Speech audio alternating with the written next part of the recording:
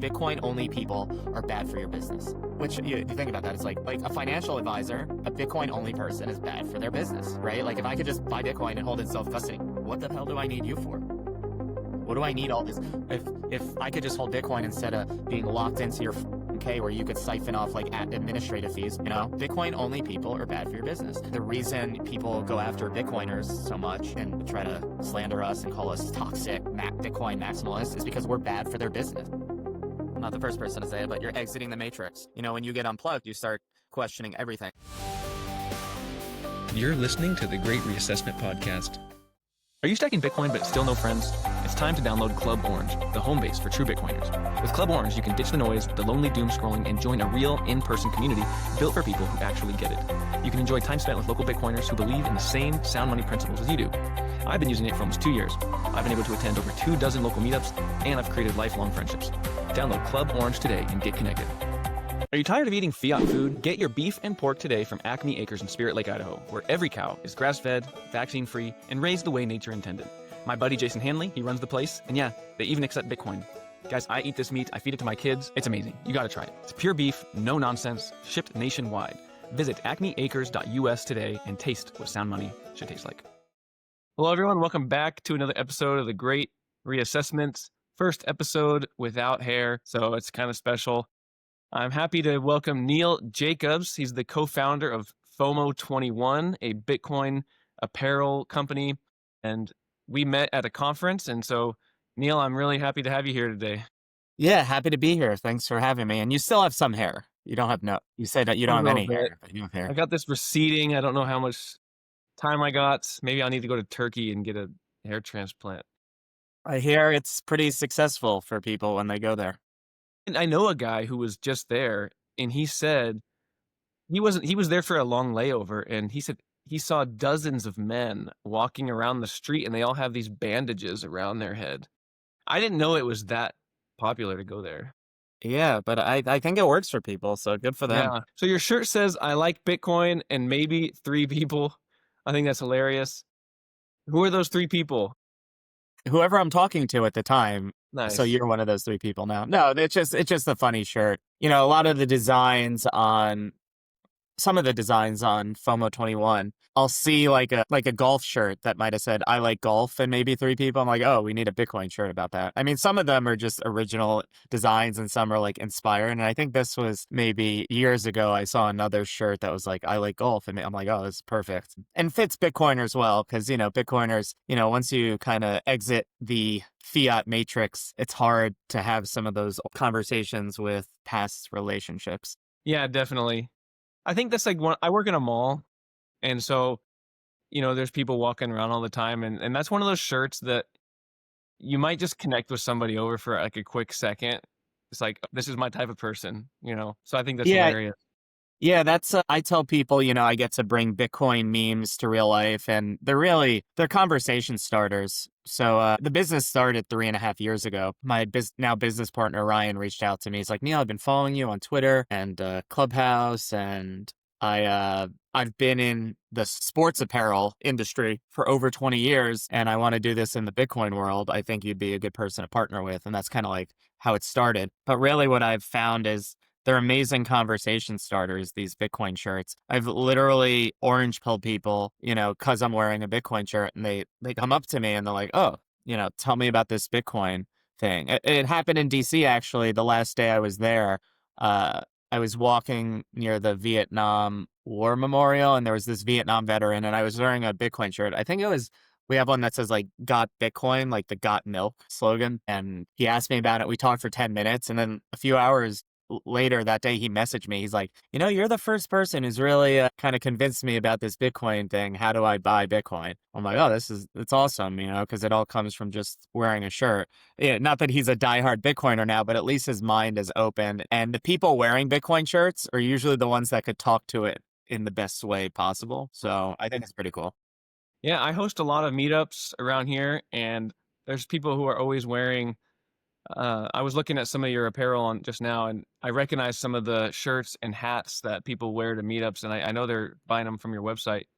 But I think you're right. Like that's a touch point for people. I think people on average need maybe 100 touch points with Bitcoin to really get sold on it, or to at least, Michael Saylor says, like, to research it for 100 hours, right? That's what really what it takes. And so if it's a shirt that does it, that's another touch point. I think that's great. Well, and what's great about it is a lot of times Bitcoiners, they find that when they're trying to convince someone, it just goes bad. They're not Hmm. able to do it. But what's great about the shirt is you don't even have to, start the conversation. Let them start it. Right. And if they're starting it, they feel more empowered than if you're trying to start a conversation about it. So it basically says, hey, I'm a guy that knows about Bitcoin. If you want to come talk to me, you can. And, Hmm. it's good. It's good. Do you spend a lot of your time designing shirts?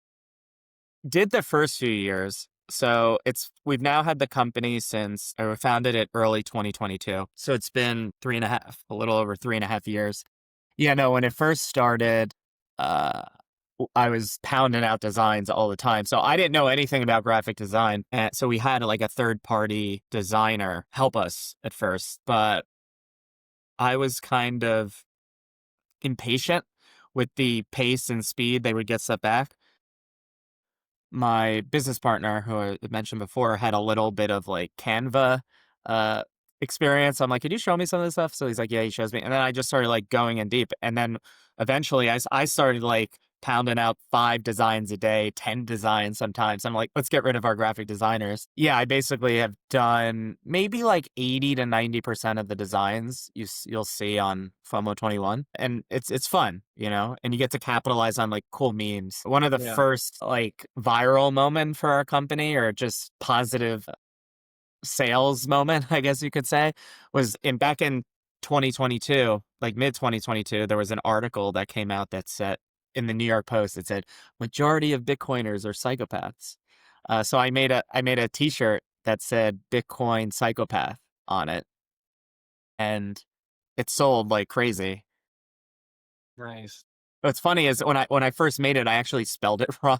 I flipped the S and the Y in psychopath wrong, and a bunch of people, bought it. And I'm like, oh, I'll send you the corrected version, like no worries. And they're like, no, we like it misspelled because we're really like psychos, and it makes it even crazier. I'm like, okay, whatever. So yeah, that was a fun. That's funny.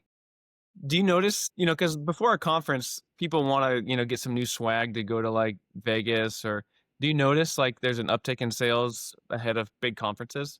A little bit. Yeah, I definitely try to push on that. I mean, there's so many conferences right now. So it's like every month there's a conference. So I can play that up a little bit like, hey, Hmm. get your shirts for the conferences. But yeah, there's definitely spikes. With all e-commerce, like retail, November, December is usually the best months. Like this part starting like Black Friday through Christmas, you could do like 30% of your sales for the entire year in that like 3-week period if things are going well, because people are gift buying, so they'll buy. Some people who never buy will buy, and some people who do buy will buy 3 to 4 times as much in terms of gifts for their friends and family who are Bitcoiners. So yeah. Yeah. I wanted to ask, so obviously you can make a great product, but if you can't market it, it's kind of useless, right? So you make amazing t-shirts, great designs. What have you noticed is one of the secrets, or one of the tips that you've picked up to really capitalize on a sale? Like, how do you actually take your ideas and convert that into a profitable business?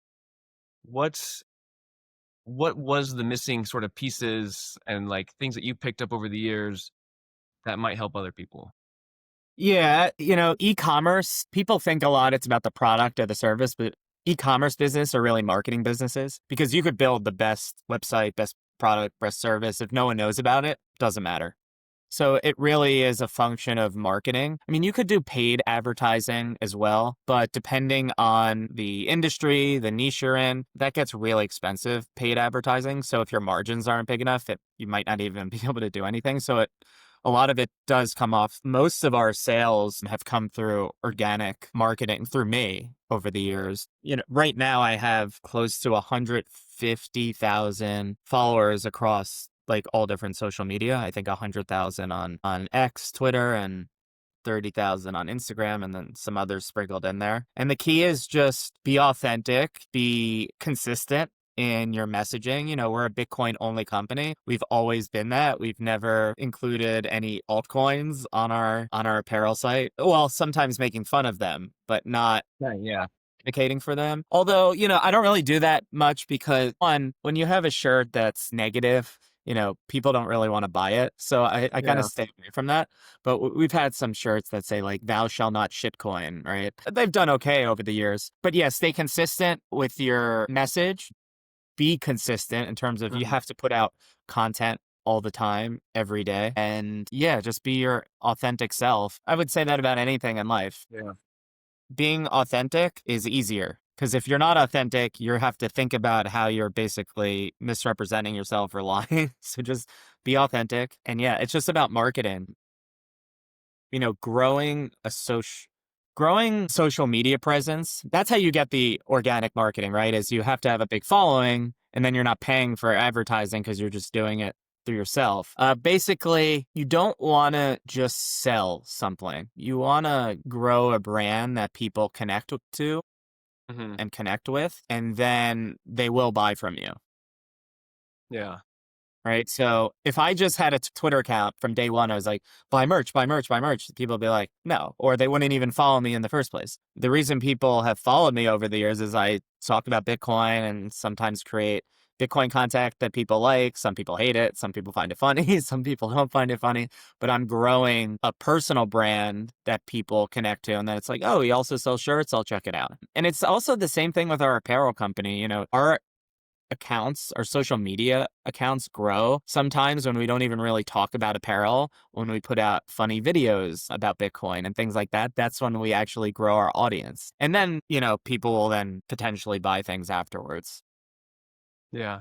So if you were going to sell like baked goods, right? Like you could start an Instagram account, because you said you told me, I don't know if you said it on here or not, but maybe before we started recording, Yeah. yeah, bakery. If you wanted to do that, you could post, this is what we sell, come buy from us. But is that really going to grow a following? Or is it something like cool and creative or funny that's going to bring people to you first? And then they see what you have and they'll be like, oh, I like these guys. They're funny. The social media, you have to either educate or entertain. And then that will allow you to create sales channels like top of funnel for other things. Yeah. I think the idea of a personal brand is true because we bought this bake shop from a former owner. We didn't actually start it from scratch. It was a pre-existing business. And when the former owner had some loyal customers who drove there just for her, and we lost those customers when she sold it to us. It didn't take a huge chunk of revenue, but it was just sort of like a piece of insight. Like, man, people sometimes want to do business somewhere because of the person, because of the person behind the business. It's a brand loyalty and that personal brand, right? And you see that with, online things like, you know, I've heard other entrepreneurs say this. They say, like, I really, the shirt's cool, but Neil's behind it. Like it's Neil's project and I know Neil, and that sort of connects them to the business. So I think there is a lot of wisdom in that. Kind of shifting gears over to Bitcoin. I'm checking the Bitcoin price right now, and as I speak, according to River, 600. What are your thoughts um in this current dip right now? If like 5 years ago you said we're dipped down to 93,000, what are your thoughts? I'd be like, what? That's great. It's been a weird year for Bitcoin because there have been so many positive fundamentals in terms of Bitcoin adoption, relaxation around regulations, like less regulations. And yet the price doesn't reflect it, right? So that's why everyone's kind of, losing their shit right now. And I think this just has a lot to do with like markets generally don't do what everyone thinks they're going to do, or else everyone would win. And that's just not how it usually works when it comes to short term price movements and stuff like that. I believe everyone could win if they just buy Bitcoin and hold it for 5 years or 10 years. But when it comes to the short term, not everyone wins, right? Like most people lose in the trading game. And, now you have two camps where this is the end of the 4 year, or we're in a 4 year cycle and we're now bear market. And then you have other people that say, no, we didn't even have a bull market really. So 2026 is going to be the thing. Bitcoin tends to inflict the most amount of pain on the most amount of people. So, I mean, it is frustrating, not in terms of, oh, my wealth isn't going up or my wealth is going down. It's frustrating in the sense that you come to Bitcoin, you understand it. And once you understand it, you're like, this can help improve the world. Why aren't more people, not why aren't more people getting it, but I wish more people got it now. So it's frustrating, but I could see like all of 2026 being sideways chop again. People like literally losing their minds. To me, that would be the most pain, is another year of nothingness. And then everyone would give up on Bitcoin and then we'd be able to like have a bull market again. A lot of people aren't saying this. You're either saying we're going to go down 50% or, oh no, next year is going to be bullish. Everything's set up right. For me, that means, oh, maybe we have another year of like nothingness. And that's like hard to like think about. But if you're an individual who owns a bakery or works somewhere and has cash flow coming in, whatever, like, low time preference, you'll just be able to stack for another year at these prices. But I think we'll still have like face melting positive rallies in Bitcoin's history. I don't think it's over by any means. I would just not get comfortable with any narrative, just keep stacking, keep hodling, and eventually, Bitcoiners are always eventually right. Eventually. Just sometimes it takes a few years. But the haters, they're always eventually wrong. It might take a few years again, but they've always been wrong historically. And I think that's how it'll play out in the future, because we know what Bitcoin is. It's the best money ever created in human history. It's the most secure computing network ever to exist. It's a monetary protocol, the likes of which no one has ever seen.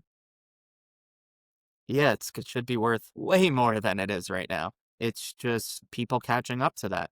But that's our opportunity. Yeah, I saw you posted something about you were jealous of anybody who has got some dry powder to unleash right now at these prices. And yeah, cash flow is important. Having dry powder to sort of buy the dip. I wish I certainly did, because these are pretty good prices. Like I was buying at the all-time high at 126, and I try to buy the dip whenever I can. But it is sort of humbling. I don't know if Bitcoiners were getting a little arrogant. There's so many different types of personalities in the space, but maybe it's just, we got to shake out some weak hands in the meantime, but also just build some nerve too, because it's not easy to go through this. It's not easy just to kind of, I No, mean, especially, if you don't have constant cash flows coming in. It's one thing if you have an income, you're doing well, you kind of stomach these things, but it could be challenging. mm-hmm. Everyone's situation is different. I'm single. I have no children, so I don't have to like worry about how am I going to feed my family or something like that, or how am I going to, pay for private school or, whatever. So for me, the price fluctuations in the short term don't really mean as much to me. Now, when cash flows aren't coming in as frequently, then it starts to like, annoy me. I don't know. Did you have a question in there? I forget if you had a question. No, I was just sort of riffing on like just the frustration and the disappointment that the current price and cycle is at. Like, and I think it's just a lesson, sort of like for a lot of people with the last election, right? A lot of people were stoked on a Trump victory. Felt like the frost was melting at the end of a long winter, and that we were sort of coming to, a lot of the tyrannical policies that came out during the COVID era under Biden, like it was just a dark winter for a lot of people, right? And like we sort of hyped up this new era that was going to be ushered in, and Bitcoin's going to rally. Like I think it's taught me not to do that anymore. Like I not think, yeah. go ahead. No, finish your thought if you. Sure. I think it's just made me a lot more cautious about jumping on these hype trains, putting a little bit more faith in bureaucracy and favorable candidates towards Bitcoin and blockchain technology. And institutional adoption, and that's going to take us to like I've fallen for it before, and I'm disappointed that I fell for it again. Yeah, I think I'm just gonna be a little bit more I'm gonna try to remember this and remember that, like, there's nothing guaranteed. Like, there's nothing guaranteed that Bitcoin succeeds necessarily. I think it's our best shot. I think it has the best odds, but Yeah, I mean, I think it's human nature. Like, one, we want our wealth to increase, but also it's a validation that we saw it and we were correct about it. That definitely, feels good. I wouldn't get too down on yourself. I Mhm, think if you're feeling this way, or if anyone's feeling this way that's listening, it's more about, okay, well, what am I going to do to help Bitcoin succeed, right? You have a podcast. That's awesome. That could help. And I'm sure that helps. Even if one person listens to this that didn't know about Bitcoin before, not that we're really explaining Bitcoin that well right now. We're not doing an intro lesson, but you never know. That all it takes is, and that one person gets orange pilled and tells 10 people and 100 people. And that's how this kind of happens. So just keep doing your part. You mentioned you run some meetups. I think you said to me mhm. earlier. I'm starting a meetup. So I live in Fort Lauderdale in Florida. Recently, someone reached out to me about, I heard you say you want to start a meetup. Let's do it together. So now, December 3rd in Fort Lauderdale, we're having a meetup. Nice. And there's going to be business owners that don't know anything about Bitcoin that are going to show up that are on like this street in Fort Lauderdale. So yeah, if anyone is interested in the meetup, I post about it on Twitter. You could also DM me. You'll Yeah, probably but get a it's pretty just good showing at that because there's a lot of Bitcoiners in, like, Miami. You're not too far from Miami, maybe you'll get some of those guys. yeah, we already had 41 people like sign up for the event. Nice. I doubt all 41 will come. Maybe they will. I don't know. But I'm sure more will sprinkle in as it gets closer. It's December 3rd, a Wednesday in Fort Lauderdale. So if you know anyone in Florida, let them know. And yeah, it's just about doing your part. And just back to what you said before about, thinking that because the political winds shifted, that you kind of anticipated Bitcoin's price depreciation. And that was definitely one thesis. I wasn't so sure about that. I kind of thought it could do the opposite. Kind of puts people in a complacent state. They feel comfortable now. Maybe if we had a more, I don't know, if authoritarian word, it's just an anti-Bitcoin administration in that actually shows people why they need Bitcoin more. So I think maybe it's done the opposite. We've had a lot of people are trying to put narratives to the has Bitcoin gone down, and they're saying OGs are selling. And maybe that's true. Some OGs are selling, and it's like they're selling like 10,000 Bitcoin, right? So what's 10,000 Bitcoin? Like $1 billion? I think there was one with Galaxy that was 80,000 Bitcoin a few months ago. That was 8 billion. Yeah. So let's say $8 billion, right? So let's say you've held Bitcoin for all these years.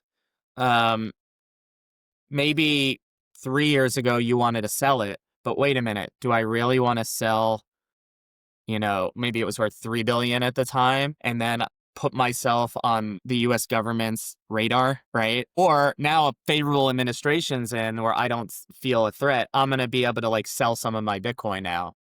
Could you imagine, like, say you were a Bitcoin OG and you have 80,000 Bitcoin, you got it for 0.001 cent or whatever, like, and all of a sudden, like, how do you sell that? Do you just transfer it to your River account and your Well, Coinbase account and you hit sell and then no, not generally. all of a No. sudden you have 8 billion in your checking account? No, because although the markets are way more liquid, a lot of times these are like over the counter trades. They'll like find a buyer. Maybe they go to BlackRock or Fidelity or I don't even know the exact mechanisms, but it's usually not that size isn't happening. Someone just like hitting like a limit order on exchange or, smash. That'd be so funny. So basically, but think about it. If you were that person who now has like $8 billion worth of Bitcoin, now you feel comfortable like, oh, I could sell this, put it in my bank. I'm not going to have to deal with as many issues. It's a more favorable regulatory environment. So maybe that has actually caused some people to sell even more now because they're like, oh, I'm not afraid my money is going to be seized with Mhm. this administration, right? So it actually, all the things people thought were positive in the short to medium term are actually negative for the price of Bitcoin. If somebody held that long, obviously they deserve the fruits of their labor and patience. I could never criticize somebody for I can never criticize anybody for selling ever. If first of all, if you need the money, right? Like if you need to feed your family, or if you Yeah, if need, you need 8 billion to feed your family, I get it. or if you just have done that, you've crunched the numbers, and you maybe you're Or 50, maybe they have 60 years old. 90,000 Bitcoin and you don't know about the other 10,000 and they're like, I'm going to keep 10,000 in Bitcoin and I'm going to cash out the 80,000. Cuz let's be real, still Bitcoin, there's friction between Hmm. Bitcoin and the traditional financial rails. Like borrowing against Bitcoin, the rates aren't as good as if, you bought a Bitcoin ETF and you could margin against it, right? There's some brokerage accounts where you could borrow at 5% against your ETF or 6%, right? With Bitcoin lenders, it's usually, double that. So there's those kind of calculations too. And even if you're here for the freedom and for the sovereignty, you still have 10,000 Bitcoin. If you had it, who knows? Maybe the person sold all the Bitcoin. Maybe they only had 80,000. I don't know. Hmm. But you still have substantial amount of Bitcoin. And ultimately, this is healthy. You know, we need the distribution amongst tons and tons of holders. You don't want large whales Yeah.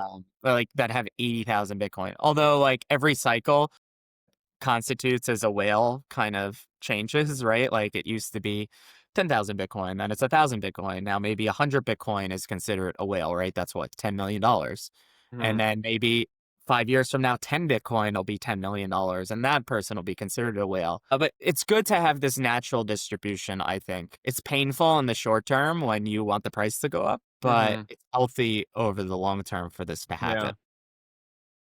Yeah. We'll see what happens. We just got to keep being patient. I wanted to ask you, and I like asking Bitcoiners this: Okay. what's something you believed about money 5 years ago that today you don't believe? Okay, so I've been in Bitcoin longer than 5 years. Okay. Maybe But we'll just go to maybe 10 how about years. this? How about before I understood Bitcoin, what's Sure. something I believed about money? Um, that's a really good question.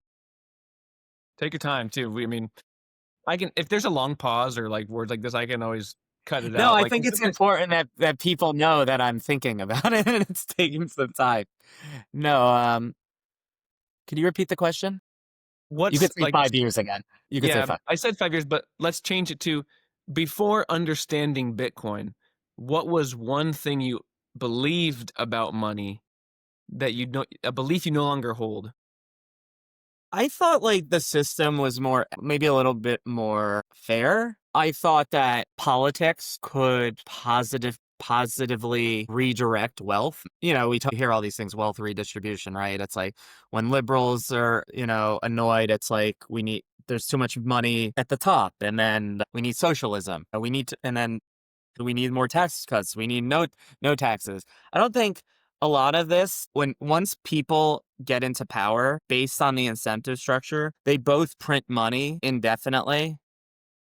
So politics it's kind of pointless. It's kind of pointless if it's really just deciding winners and losers. If a conservative is in, they allocate money or tax cuts to these type of people. Maybe it's to business owners, maybe it's to taxpayers, maybe it's to more wealthy people. If left-leaning person gets in, it's like we're going to allocate money to more lower class through more subsidies, more food stamps or welfare or social assistance or healthcare. But ultimately, both of those things don't work, like picking winners and losers, like humans picking winners and losers. It should be a free market. But up until Bitcoin, we really didn't have a money that could do that. So I think the system before Bitcoin was the best possible system. But now that we have Bitcoin, that's actually an evil system to continue with, right? Once you know Mhm. about Bitcoin and understand it, it's actually, I think, evil to keep that system going. I'm not saying everyone that's not into Bitcoin is evil, but if you understand Bitcoin and you still enable that system, that's kind of messed up because it's really a system of theft, ultimately. Yeah. Jeff Booth talks about this sometimes, like, you know, our elections, you're just picking who controls money. Yeah. Understanding that at the at the root of a lot of our problems. I'm not going to say every single problem is built stems from corrupt money, but what's that? There was that video that Swan put out that they collaborated with the Tuttle twins. It's like when money is controlled, money is corrupted, and the printing of money, and you get to pick where it's distributed. All your friends know how to get their hands on it first, so that they're not suffering the effects of inflation, right? Because they're the first ones to spend the money. I think for me, I always thought that I didn't know that money was at the center of a lot of our societal problems, right? Like I study I've been studying a little bit more history lately, and you study World War One, the American Civil War, and you see just like what were some of the undertones, and they all have to do with money and power. And a lot of the problems that people today, like just your average Joe Schmo, blue collar person, the problems that he or she might point out in society, they don't see that it's really the money underneath all of that. And if people could work for a money that's not continually depreciating, maybe some of those would go away. And I remember I had a conversation with Jeff Booth. He said, pick any problem that you see in the country today and ask yourself, how could you make it better by printing more money? You can't. You can't. It's just it's going to ultimately make it worse. Right, because if you could fix all the problems in the world, you just print, right? Yeah, and a lot of people don't ask themselves these questions, and they don't, we don't understand money, right? Mhm. Like 9.9% of people until they find Bitcoin don't really understand money. So this is this is why people don't understand. You said you didn't I didn't realize the root cause of a lot of societal problems was the money. I think one, we're just indoctrinated from a young age.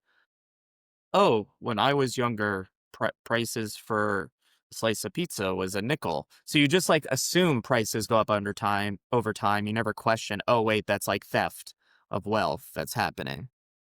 It- you never you never question that. Oh, and one other thing. We're taught money is the root of all evil, right? So we don't want to think that money can be a good thing, where if we have a good money, that it could have positive impacts on society. So I think there's just been a lot of things we've been taught since we're, young, that makes us think like money is bad, or this is just the way things are, or this is how it works, and we never dig in. We Yeah. never ask questions. It's really the Matrix. It's so akin to the movie The Matrix, because when you're living in it, you don't know. And it's the same thing with our money when it's just what you know or what you think you know. That just ain't so. You just it's like that parable, like two fish are swimming and one says to the other, like, how's the water? And the other fish says, what's water? Right? Because in the water, it doesn't know anything different than that. I think one of the reasons, so I'm a Christian, I go to church, I grew up going to church, and following how people in my sphere have always thought about money, at least in like a from a Christian perspective, I think there's been a lot of like you kind of cited a verse like the money is the root of all evil, and I think people actually, if you go and read the verse, it says money is the root of all kinds of evil. Okay. And but there's still like this general sense, I'm not gonna paint everybody, but like in general, that money is evil, it's worldly, it's earthly. We should only have enough to barely scrape by. But then they ignore all sorts of parts of the Bible that talk about how it's good to leave an inheritance to your children's children. Right. The So these examples things of, these things contradict each other.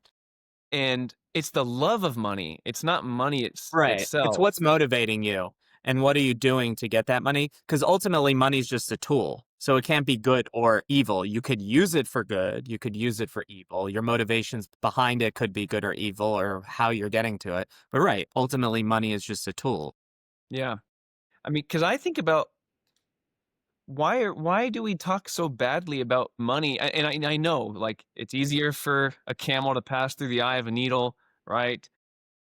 But I think that those are just cautions, right? Those are cautions.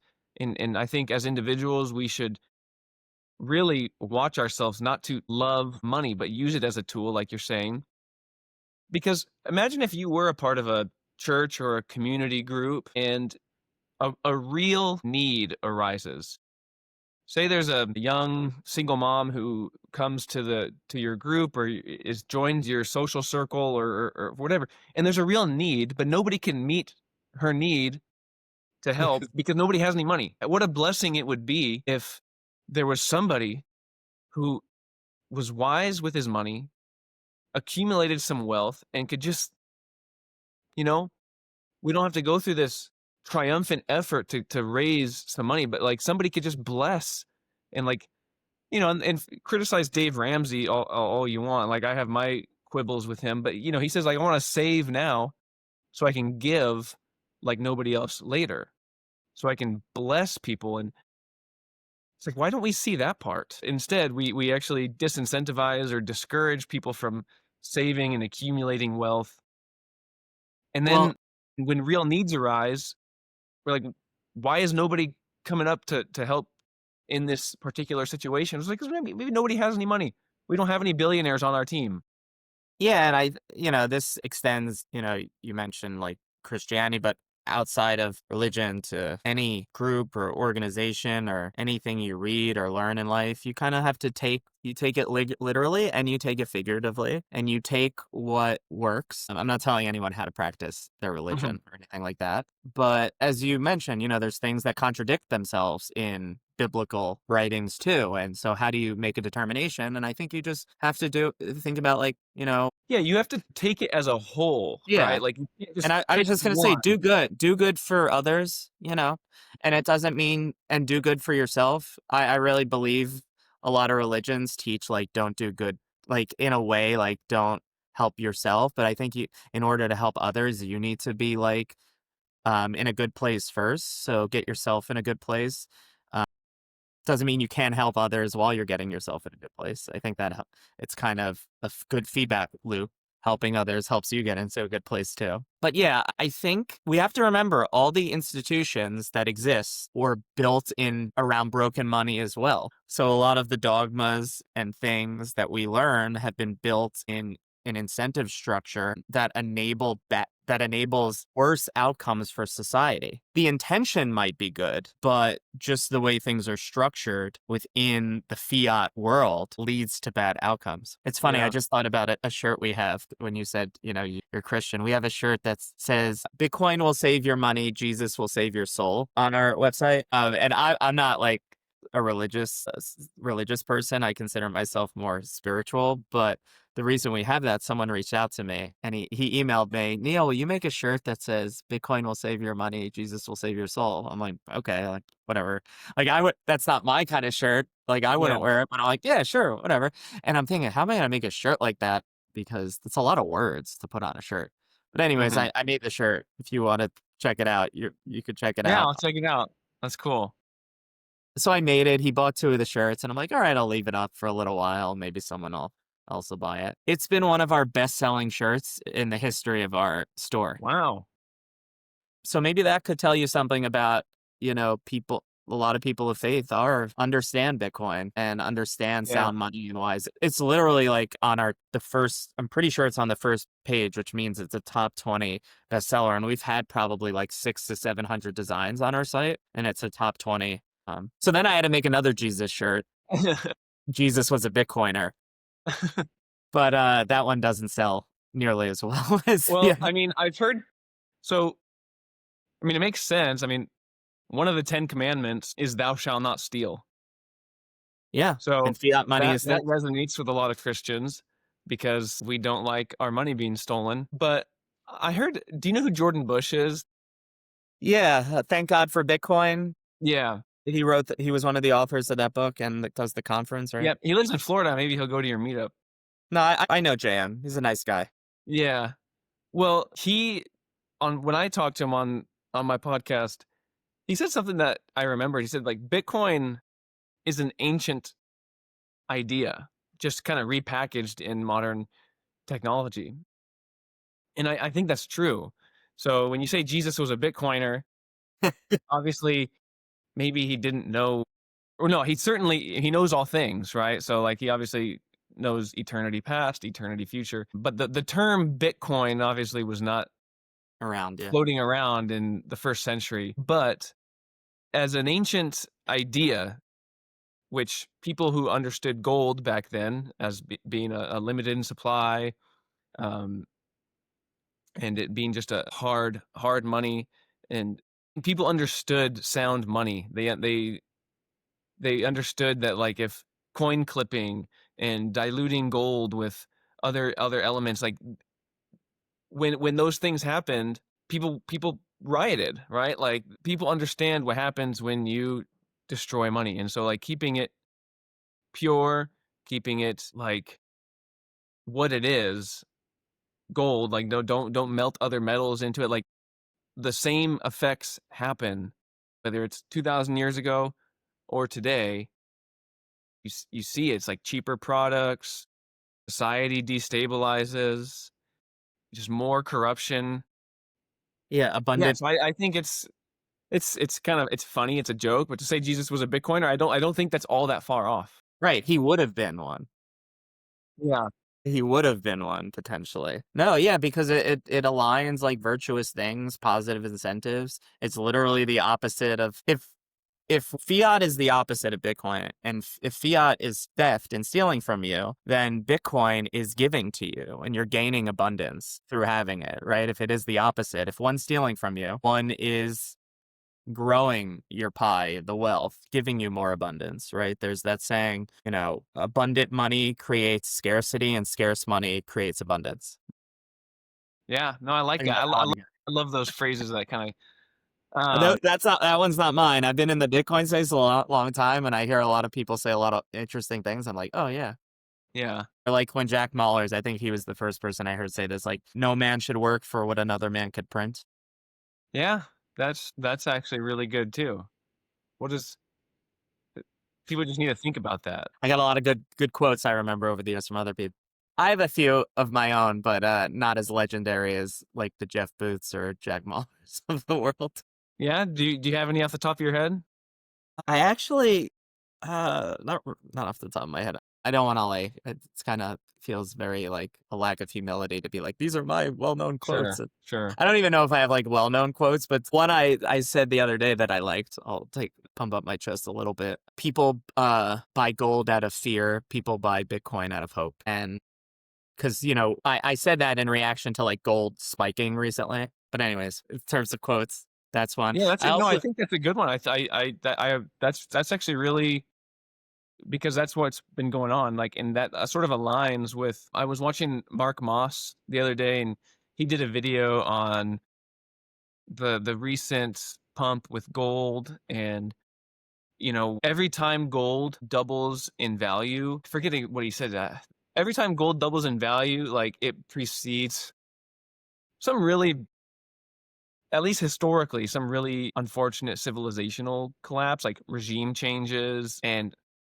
like, that's interesting because gold just doubled in price, and potentially a lot of that reallocating into Bitcoin. But I know a lot of people who are anti-Bitcoin, and they're all on the gold train right now. And I think they're doing it exactly what you say, is like out of fear. yeah, I just thought of another quote. Yeah, let's hear it. But this might not actually be that true. But people who hate Bitcoin really only hate themselves. Mm, I mean that for so many different reasons, because I think if people understand Bitcoin and yet they don't want to empower the rest of society, they really should like be looking inward, or maybe they're not. Maybe hate themselves is a little too strong, but they're definitely, people who have this antipathy for Bitcoin. They really are just have either a misunderstanding or they're pessimists, a lack of optimism for the future. This can't happen because this and this and that. It's like, okay, optimists are the one who builds, billion-dollar companies. It's not the pessimists. I find that when I talk to people who are really anti-Bitcoin, and maybe they're actually willing to have a conversation, they just have such hard, rigid belief in our fiat system. Maybe one of But them's they a couldn't final. explain it. But they couldn't explain it to you if you asked, like, could you Yeah, explain it to me in like 30 seconds or a minute or 5 minutes? exactly. And There's that maybe they're saying. even a financial advisor and they talk about markets and this and but then they just forget the fact that like how many times in history have things just been a certain way until they're not, right? It's like you really believe that this system is just so indestructible when I mean, how many examples do we need of other countries from around the world where their money has just completely fallen apart overnight? And if you don't think it can happen to the dollar, I mean, I don't know what to tell you. It can absolutely happen here. And all of your charts, all of your models, all of your belief in the S&P 500 and getting a stable rate of return until you retire. It's like I think what we're seeing is like all of this conventional wisdom that worked for the last 40, 50 years. I was a former teacher and I was a teacher for 4 years and they had me on the typical retirement system where they matched you 3% of your wealth and like you're paying all these stupid taxes and they they they don't even give you a choice about opting into it and like now that I'm not a teacher anymore, like I was able to withdraw that and I'm just like why do I even have I mean I gotta there's you know I'm it's just I'm taking it out. I'm taking it out. I don't care your stupid models. Don't tell me to diversify. No, like I'll pay the 20% penalty. I'm taking it because all this stuff is just it's retarded. I'm sorry. Like it's a retarded system and I'm putting it in Bitcoin. There's a pseudonymous account on Twitter. He goes by Mr. Hodl. He's one of my Yeah. favorite people to follow. He's been around since like 2012, 2013. And he once said this years ago, Bitcoin only people are bad for your business. Which you think about that, it's like a financial advisor, a Bitcoin only person is bad for their business, right? Like if I could just buy Bitcoin and hold in self Yeah. custody, what the hell do I need you for? What do I Yeah. need all this?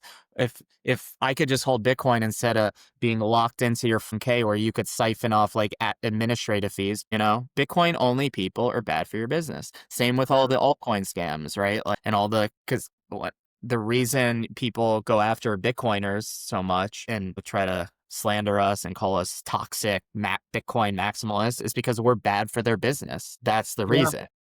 And then there's so many other like just so yeah, you no longer have to pay financial advisors a certain percentage and but then there's all like when you go down the Bitcoin rabbit hole, there's a lot of collateral aspects.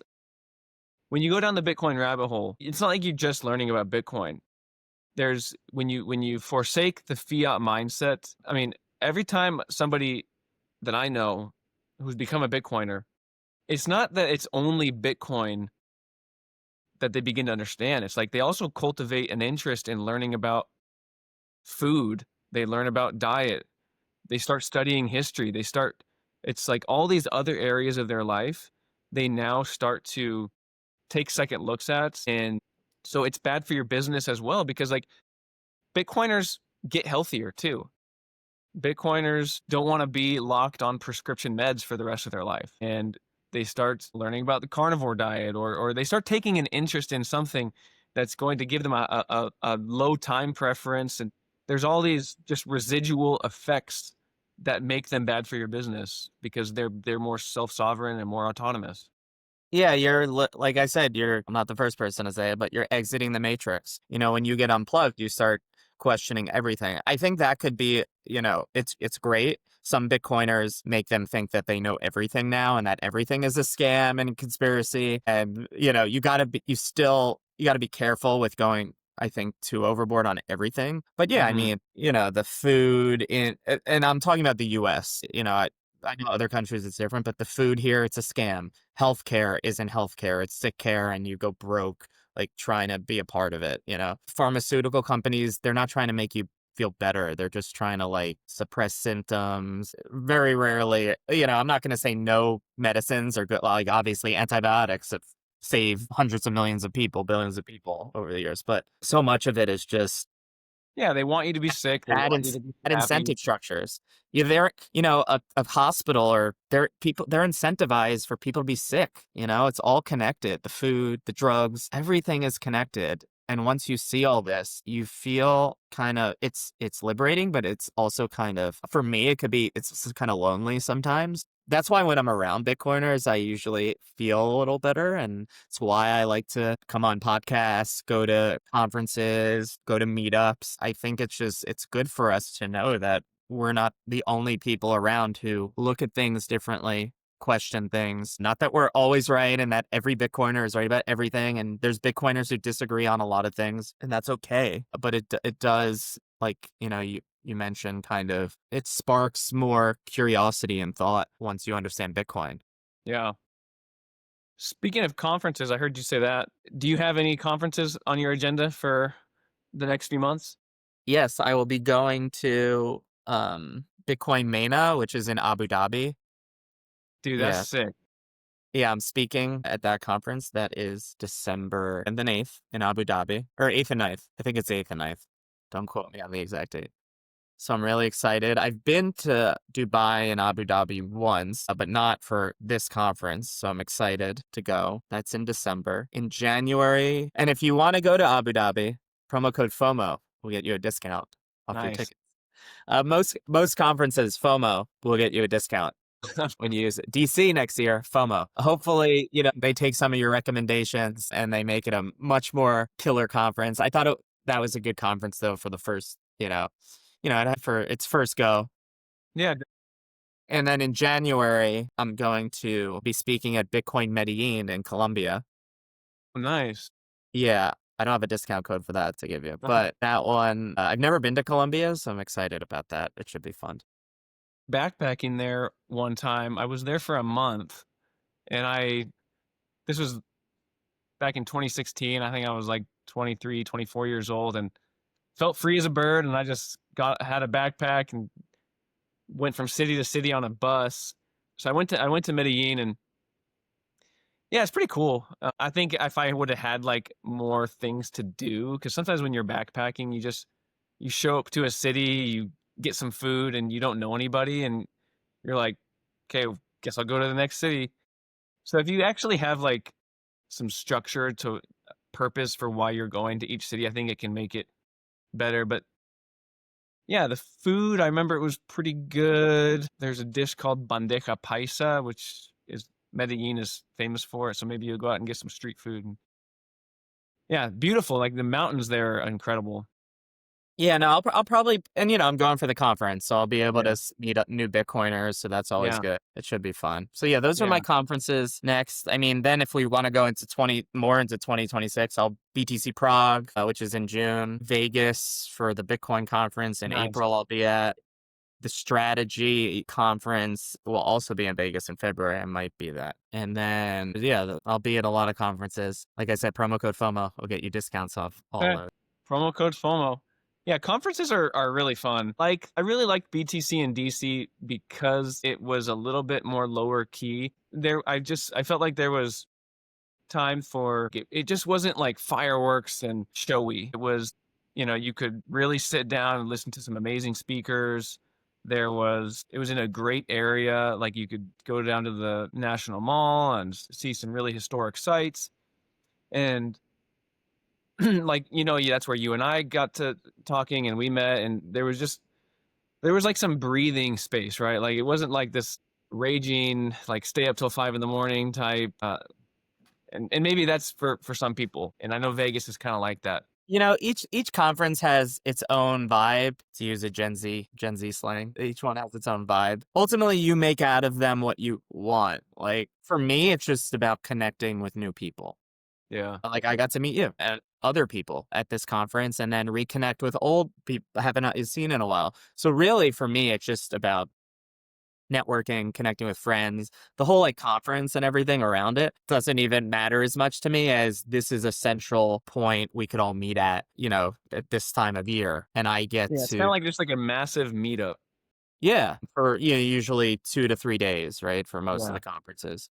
So Yeah. that's really what it's about for me. A lot of people say, "Oh, I don't like this conference because they invited this speaker or they have these vendors there." And like, for me, I don't care as much. Yeah. For me, it's about the people. It's about making connections. Ultimately, like That's really the point, right? If we want to see Bitcoin succeed, we need to have a network and empower people. I believe the social layer of Bitcoin is super important. I know there's some Bitcoiners like, it doesn't matter, Bitcoin's gonna blah blah blah. But I think it's important to get more people like wanting to advocate and educate about Bitcoin. And you do that through meeting people at places. And there's people at these conferences, believe it or not, who are new to Bitcoin or newer to Bitcoin. So it's not like every single person at these conferences is a diehard Bitcoiner who knows everything about Bitcoin. Yeah, and you get a chance to meet people who and see how Bitcoin is impacting their everyday life, and it's really cool to see that process organically and hearing it directly from another person, and we know why they were interested in Bitcoin, and you can cultivate new friendships and make connections and hear stories and like what's going on in your city, and oh yeah, I met so and so here, all those intangibles that like aren't really part of the conference itself. Those are really valuable. And so, well, as we kind of wrap up, Neil, I just want to say thank you for your time, and yeah, I hope to see you again at another conference. I'm sure we will, and I'll put links to the website, and Yeah, let's do this again sometime. I had a good yeah, time. definitely, This we'll is have to one do of it the again. better conversations I've had. So yeah, put me down for And a year from now or whenever you want to do it for sure. again. And for anybody in Florida, December 3rd, or go to Yes. Neil's meetup Yes. and have a good time. Meet with Bitcoiners. Yeah. Until next time, I want to say thank Yeah. you. No, thank you for having me. Have a good day.